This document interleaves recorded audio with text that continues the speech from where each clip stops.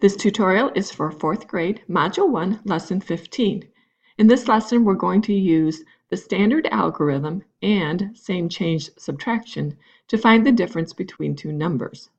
My first problem is 32,690 minus 21,480. You'll notice in the problem that the numbers are stacked one on top of each other so that ones are on top of ones, tens on top of tens, etc. This is important to do when we're subtracting, so we're subtracting from like place values. I'll start in the ones column. I have 0 minus 0, which is 0. Move to the tens column, 9 minus 8, which is 1. Then I have 600s minus 400s, which is 200. 2 minus 1 is 1, and 3 minus 2 is 1. So my final answer, or the difference, is 11,210. Let's look at another example for problem F. Starting in the ones column again, I have 1 minus 1, which is 0. 7 minus 0, which is 7. In the hundreds place, I have 5 hundreds, and I need to subtract 8 hundreds. So presently, I don't have enough hundreds. I need to get some more so I can subtract 8. I'm going to move to my thousands column and take one of my thousands away. That will leave 3,000. The one that I take away, I'm going to decompose into 10 hundreds, and I'll combine that with the 5 hundreds that I have. That gives me 15 hundreds. Now I can do the subtraction. 15 minus 8 is 7. In my thousands place, I have 3 minus 1, which is 2, and then I have 5 minus 3, which is 2. So my final answer is 22,770. So sometimes we need to perform this decomposition in order to do our subtraction. In some problems, we'll actually have to decompose more than once. If we look at problem B, we have 9,618 minus 970. Starting in my ones place, I have 8 minus 0, which is 8. In my tens place, I have 1 minus 7, so I need some more tens. I'm going to take one of my hundreds, which leaves 5, decompose that into 10 tens, which gives me 11, and now I can subtract. 11 minus 7 is 4. In my hundreds place, I have 5 minus 9, so I need some more hundreds. I'm going to take one of my thousands, which leaves 8, decompose that into 10 hundreds, which now gives me 15, and I can subtract that now. 15 minus 9 is 6, and 8 minus nothing is 8. So sometimes we have to do that decomposing twice in order to be able to subtract. Let's look at problem C for another example. 9 minus 2 is 7. I can't do 3 minus 6, so I need some more tens here. I'll take one of my hundreds, which leaves 5, decompose the 100 into 10 tens, which gives me 13. Now I can do 13 minus 6, which is 7. I can't do 5 hundreds minus 8 hundreds, so I will take one of my thousands, which leaves 6, decompose that 1,000 into 10 hundreds, which gives me 15. Now I can do 15 minus 8, which is 7, and 6 minus nothing, which is 6. So that leaves us a difference of 6,777. Another type of subtraction problem that can be kind of tricky to solve is when we have zeros in our first number. So if I look at problem A, I have 2 minus 4 in my ones place. I don't have enough ones, but when I go to my tens place, I don't have any tens to decompose. That means I have to go all the way to my hundreds place.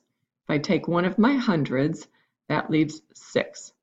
I can decompose that into 10 tens, and then I'll take one of my tens, which leaves 9, and decompose that into 10 ones, and I'll combine that with the 2 I already have to make that 12.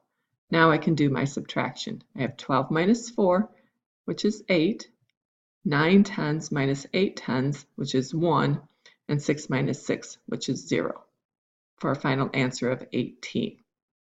Let's look at another example with the zeros here. So I start with 1 minus 5, don't have enough ones, I don't have any tens to decompose, So I'll go to my hundreds. I'll take one of my hundreds, which leaves 5 hundreds. Decompose that 100 into 10 tens. Take one of those, which leaves 9. Take that 10 and decompose it into 10 ones, which gives me a total of 11 ones. And now I can subtract. 11 minus 5 is 6. 9 minus 8 is 1. And 5 minus 3 is 2. So those are a couple of the examples of subtracting when we have zeros involved in the numbers. Now, problems like these where we have lots of zeros at the end of a number can be rather cumbersome to solve because it requires a lot of decomposing. So instead, we can use a strategy called same change subtraction.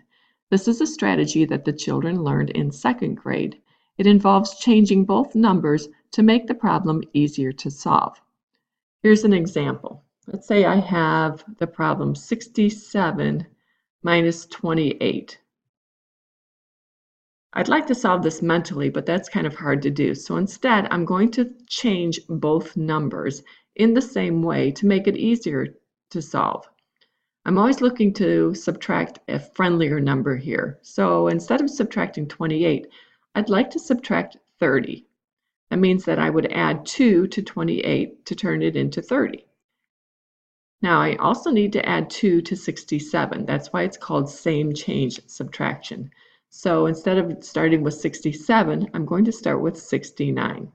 So I've added 2 to both numbers. This makes it easier to subtract because all I have to think of is I'm subtracting 3 tens. So if I have 69 minus 30, that leaves me with 39.